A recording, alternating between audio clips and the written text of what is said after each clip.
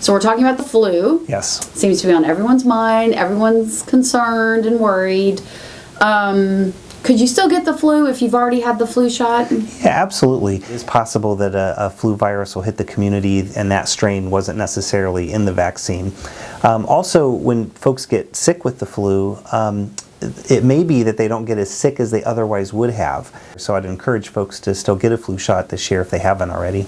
How do I know when I should bring my child either to the emergency department or the urgent care and I think he or she has the flu? The best place to get advice on where you should go and what you should do is really with your regular doctor.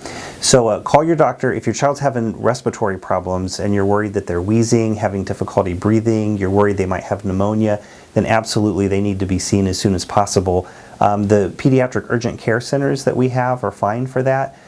If your child's really sick and having trouble breathing, you should consider calling 911, and then a trip to the emergency department would be more appropriate. So if we do come to the emergency department or urgent care, what are the types of things that can be done for my child? All kids who are less than 2 years old and those of any age who have chronic medical illnesses like we talked about, those are going to be good candidates for getting Tamiflu, even if they're a few days into the fever. It may not be as effective, but it still may help keep them out of trouble of having more complicated illness.